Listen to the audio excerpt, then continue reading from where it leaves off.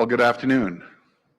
As we safely and gradually reopen the province, we're putting tools in place to protect the public. When you face an invisible enemy, tracking and tracing is absolutely critical. And as I always say, you can't manage what you don't measure. It's why our government expanded testing. We passed 2 million tests the other day, and it's why we expanded contact tracing. And it's why we have the best and the brightest minds working on new methods of testing and tracing. They're developing the tools to help defeat this deadly virus. And as more businesses open, as we open our schools, those tools will be more important than ever. And today, I'm proud to support the launch of the new COVID Alert app. If you haven't already, please download it now from the App Store for free. This is an app made in Ontario by the best and brightest minds at Shopify who volunteered their time and expertise. And I want to thank the folks at Shopify and the Ontario Digital Service. You all are absolute champions. This is an app that puts your privacy first. In fact, it was developed in consultation with the Privacy Commissioners of Canada and Ontario to ensure the highest level of privacy. It's also very easy to use. Once you download it, you don't need to do anything else. It will run in the background. The app will send you an alert if you may have been in contact with someone who has tested positive for COVID-19. It will not collect any of your personal information, location data, or health information. And the more people who download the app, the more effective it will be. So please, everyone, please download the app and help do your part. This is going to be a huge help as more regions in Ontario enter stage 3 today. And that's why we've also put in place some additional public health measures to protect patrons and staff at restaurants and bars. These include requiring customers to be seated at all times and keeping customer logs. My friends, these tools and measures are absolutely critical to ensuring our province reopens safely. And ahead of this long weekend, it's important for folks to download COVID Alert and please keep following the public health advice. Because my friends, we've seen what happened if we don't listen to the advice. A month ago, our neighbors in the US were heading into the July 4th long weekend. The numbers were down, schools were set to open in 4 to 6 weeks. Bars and restaurants were reopening. That long weekend, people went to parties, beaches, and gatherings, acting like COVID-19 was over. You just have to look at what happened since then to know how devastating it has been. Some regions aren't letting their kids go back to school now. Businesses have had to shut down again, and cases are at an all-time high. My friends, we don't have to go down that road. The future is in our hands, and it's up to us to write the next chapter. We have to practice physical distancing, wear a mask when required, wash hands frequently, and avoid large gatherings and parties, because it's the difference between our kids going back to school or not in September. Businesses staying open or being closed once again. So please be responsible and think about others. On behalf of all of us, I want to wish everyone a safe and relaxing holiday weekend. Thank you, and God bless the people of Ontario. Now I'll hand it over to Minister Bethlenfalvy.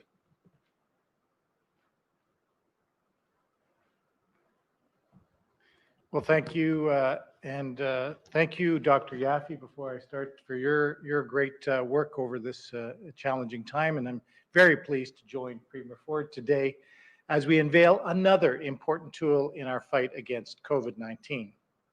As Ontario safely and gradually reopens, it's more important than ever that we remain vigilant in our efforts to combat this virus. Today, we're proud to be the first province in the country to launch Canada's exposure notification app, COVID Alert. Aujourd'hui, nous sommes fiers d'être la première province de notre pays à lancer l'application canadienne de notification d'exposition Alert COVID. This is a new Made in Ontario app that will help protect our families, friends, and neighbors. It's free, it's easy to use, and it's private. C'est gratuit, c'est volontaire, et c'est simple. And let me be clear, your privacy, security, and protection is our top priority. The app never collects your health information, location, or identity. As the minister responsible for leading digital and data transformation in Ontario, I want to assure the people of Ontario that we have worked closely with our federal partners and the Information and Privacy Commissioner of Ontario to ensure that your privacy and data are protected. So let me briefly explain how it works. The app assigns a random code to a user's device that pings other users of the app via Bluetooth when they are within a range of approximately 10 meters. The random codes and one-time keys are the only pieces of information collected by the app and are stored on technology infrastructure located in Canada for 15 days, after which they are deleted. Think of it as an early warning system. App users can learn faster of potential exposure and take action sooner to self-isolate or get tested. We encourage all Ontarians to download and use this app. The more of us who do, the more effective it will be.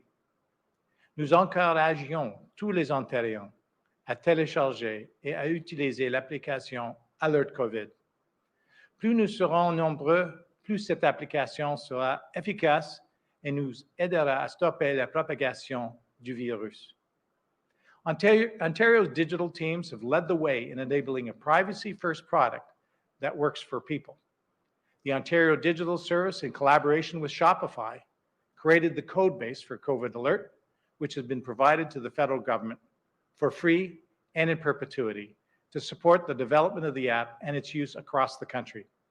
I'd like to thank them for their work on this initiative.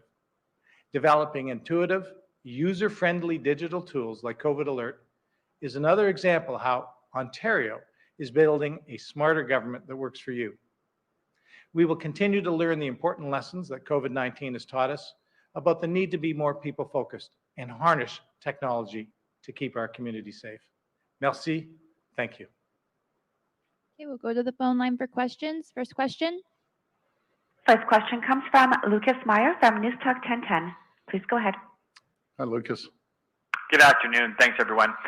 Premier, Minister Lecce took a lot of questions yesterday on around the plan and specifically around smaller class sizes, but I did want to get your thoughts on this as well, because this is easily one of the big concerns. We're getting feedback, especially from teachers and parents, reaching out saying that even with the caps, there's plenty of instances where those have exceeded. So my question to you is, was the possibility of smaller class sizes in elementary debated? Were you interested in asking if it was viable, doable? And if so, what put you over in saying they weren't necessary? Because depending on what enrollment is here at the TDSB, smaller classes aren't completely off the table. So what was your personal interest in that possibility? Well, first of all, Lucas, I listened to you on the radio, and you made a great comparator to ourselves versus other provinces. We have the lowest cohorts in the entire country, of some of the lowest, smallest class sizes. We're putting approximately 500 nurses, a tune of $50 million. We're increasing spending by $309 million. On top of that, we're giving the boards $30 million additional dollars to hire more staff if needed. We're putting $50 million for cleaning, and then another $25 million for cleaning services as well. So we're pouring the money in there. But I'm the first to admit, Lucas, are we going to face a challenge? I'm sure we're going to face a challenge. But did we get the best medical advice we could ever get from some of the smartest minds in the country? Yes, we did. And talking about one of the smartest medical minds in the country, I'm going to hand this over to Dr. Yaffe. Thank you. Thank you, Premier. I think we all know that it's ideal to have physical distancing of 2 meters between people, unless you're in the social bubble, and otherwise to wear a mask. And that is generally what's being recommended and being done. In the younger grades, the evidence so far from jurisdictions across the world in our experience with COVID-19 is that children under 10 years of age, first of all, don't tend to get infected as much. If they do, they are very mild, or in fact, they're often asymptomatic, and they don't tend to spread it to other people. So, and of course, it's more difficult for them to wear a mask, but of course it's optional, and we would encourage, if the parents are able and the children are able, for the children to wear a mask as well, and to maintain as much distance as possible. Of course, washing hands, all the other things, don't go to work or school if you're sick, all those things are important. Everything contributes to maintaining health, and we'll have to see how it goes and monitor how we can improve things as we go along. Follow up? Thank you. Fair enough. And actually, Dr. Yaffe, I'd appreciate it if you could take this next one. If you could expand a bit more on the conditions that would cause a cohort to go home, get tested, and isolate. You mentioned yesterday, if there's evidence of a case, even a suspected case in a school, all the contacts of that case, be it a child or teacher, would be tested. But let's say a student or even staff, they get tested and they're positive. In that case, is the whole cohort getting tested and staying home too? If you could just give a few scenarios of what exactly would constitute, we've got to send everybody home. Interesting you asked that, because I know that our staff at the Ministry of Health have worked very closely with the Ministry of Education on scenarios such as you described, so that schools will be able to understand what could happen if there is a case, because there's a lot of concern and anxiety.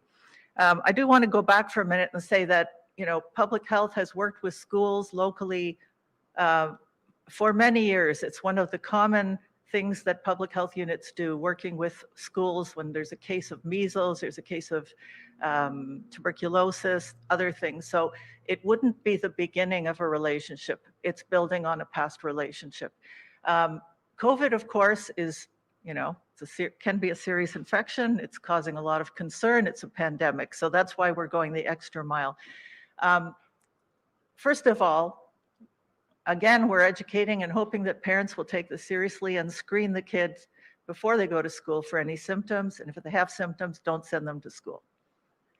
If they go to school and they develop symptoms while at school, then the teachers and the staff will be trained on how to isolate the child quickly, notify their caregiver if it's a young child.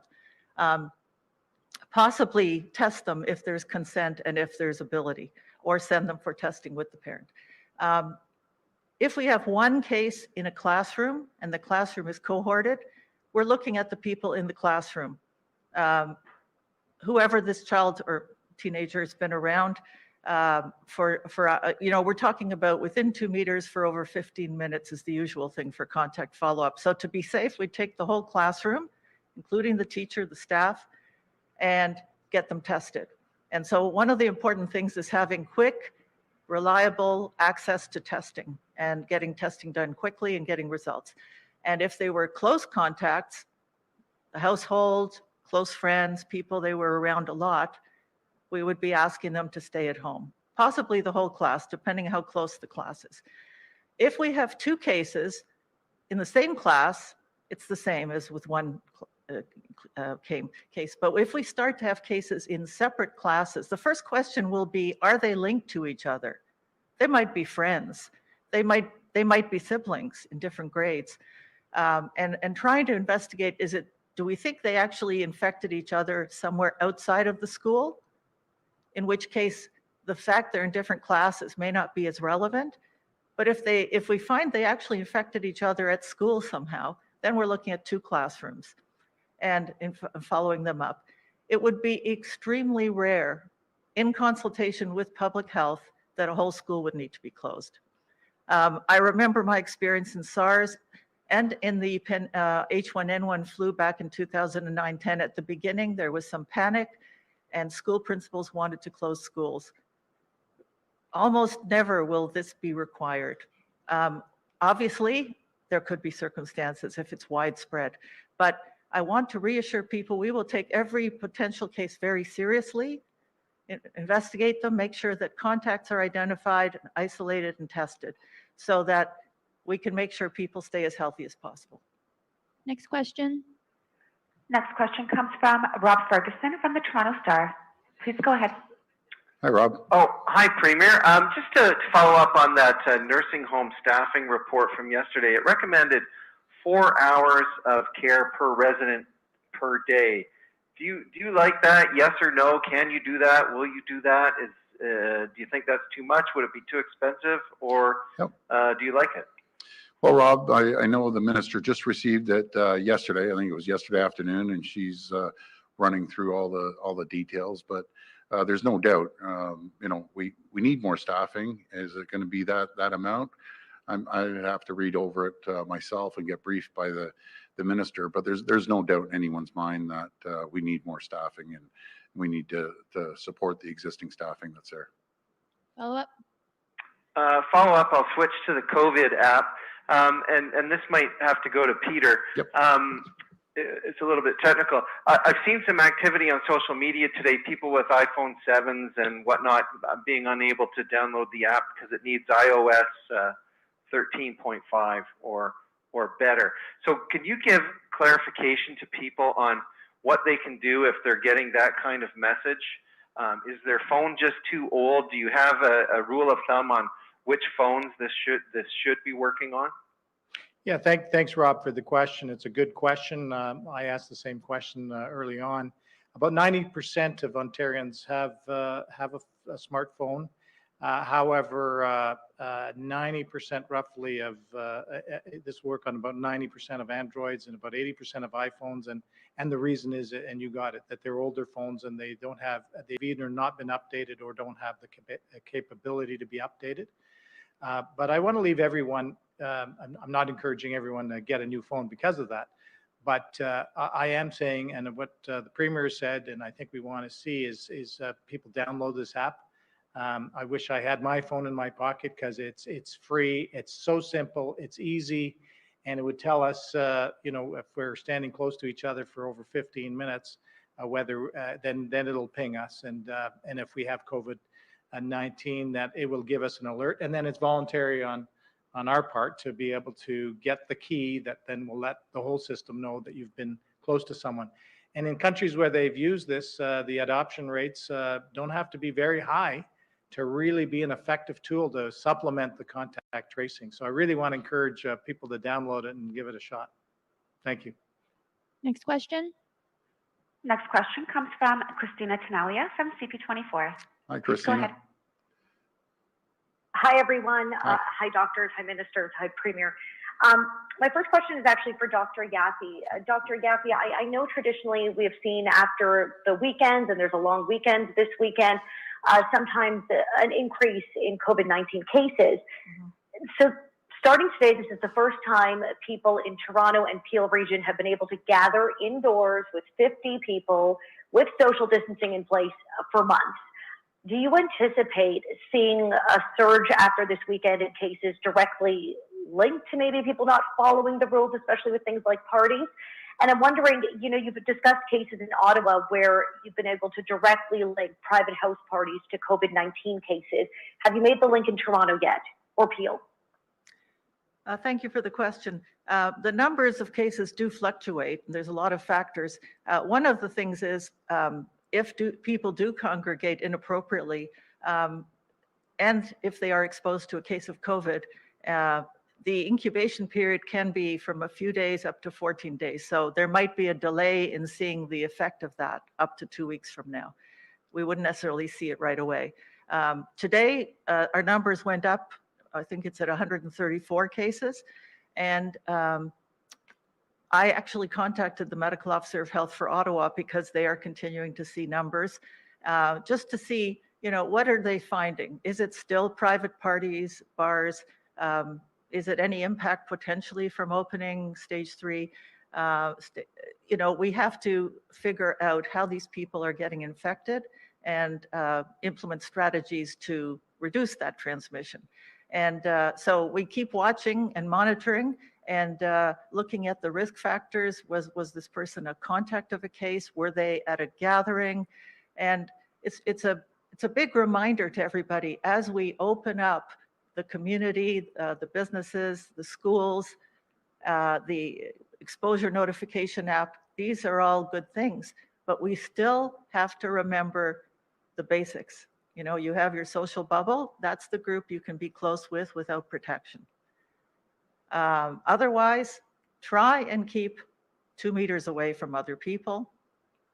If you can't, wear a cloth mask, wash your hands, don't go out if you're not feeling well, all the usual things, because those are the things that are going to keep us as healthy as possible. And of course, when the influenza vaccine becomes available in the fall, get it.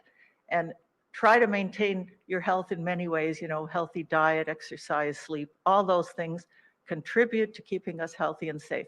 So yes, don't go out and mix in large gatherings.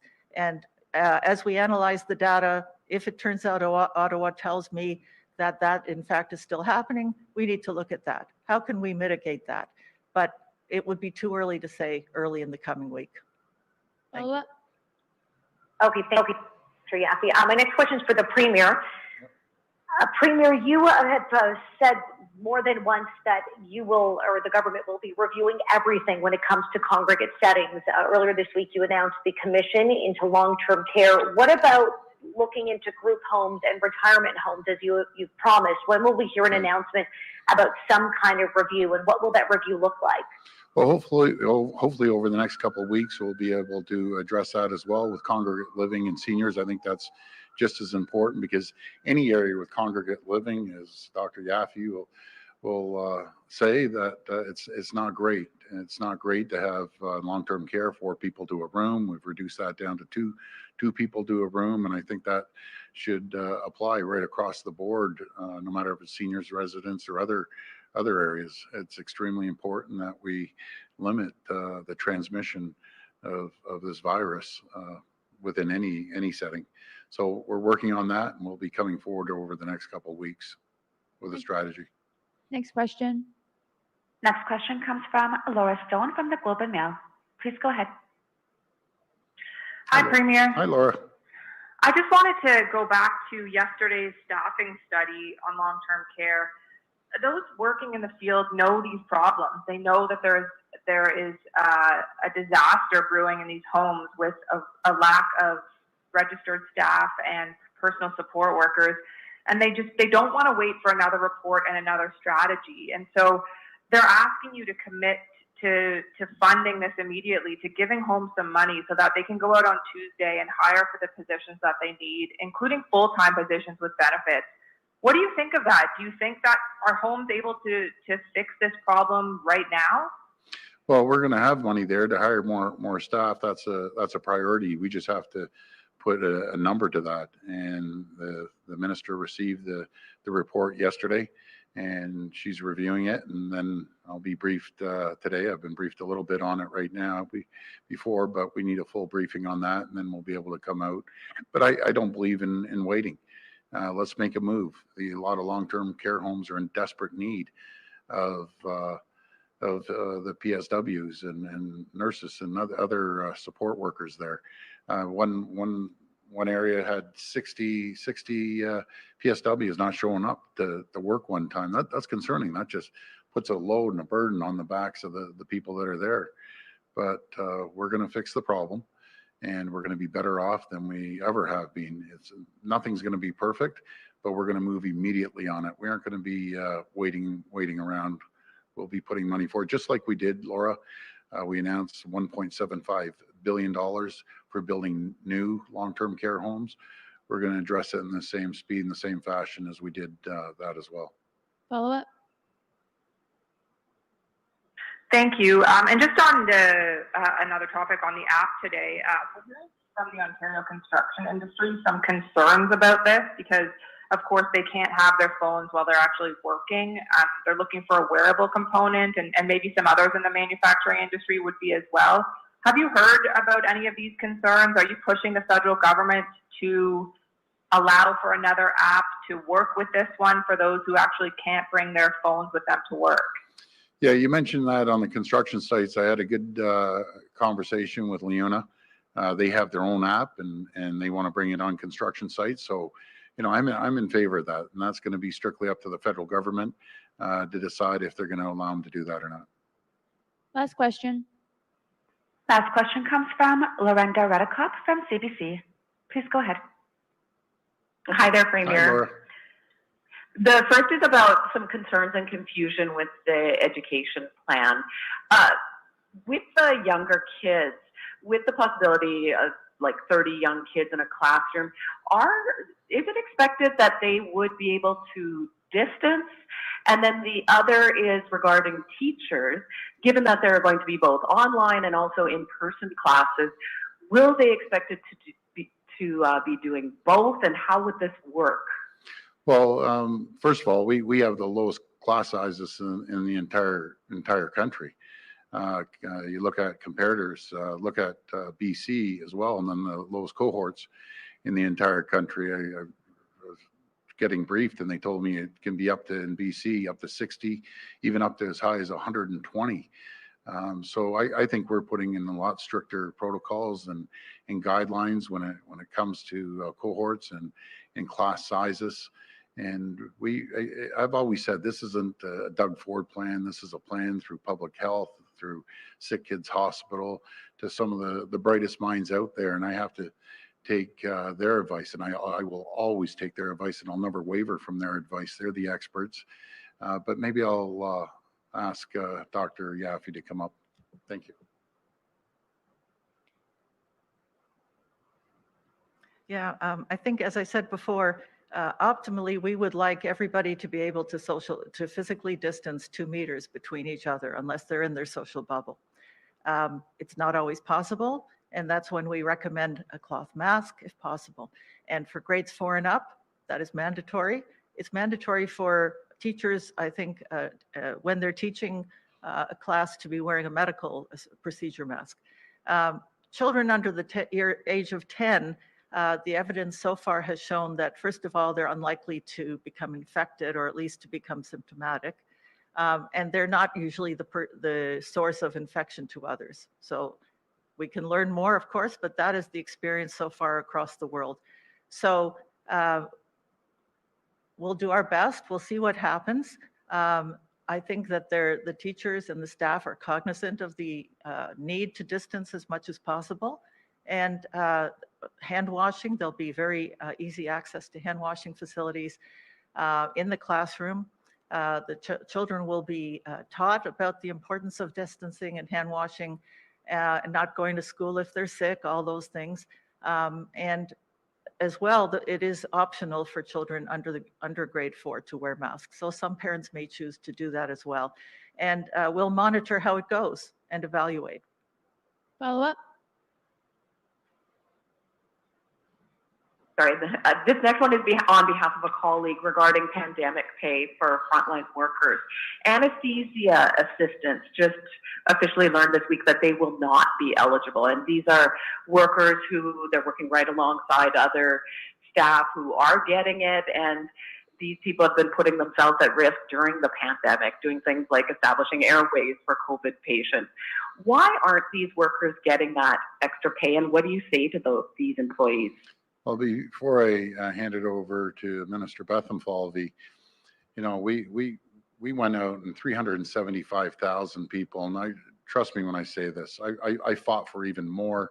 There's a limited amount of money from the feds and ourselves, and if it was up to me, honestly, I want everyone to get pandemic pay. Everyone's pitched in, but there has to be a line that you know, we consulted with the hospitals and other emergency services, who should get it and who shouldn't. And we came up with a very, very large number of 375,000. But again, everyone's pitched in. It's very hard. It's such a tough decision. But I will pass it over to Minister Bethlenfalvy. Well, thank you, Lorena, for that question on behalf of your colleague. First off, I want to thank the federal government for this $1.5 billion program, which the Premier said, wish we had more, wish we could do more. It's the largest program in all of Canada. It is the largest temporary pay program in the history of the province. As the Premier said, 375,000 plus people. Wish we could have done more, but the purse was capped. And of course, over 2,000 employers. So there's a high degree of complexity, and I'm very proud of, and a big thank you to all those who are day in, day out, keeping our province safe. And, you know, we're very encouraged that we could do this and do this in a timely fashion, and that we will continue to support in many ways our frontline healthcare workers. And as the Premier said, wish we could have done more, but $1.5 billion and over 375,000 people in Ontario is not bad. So thank you. Thank you. Thank you, everyone. Have a great weekend.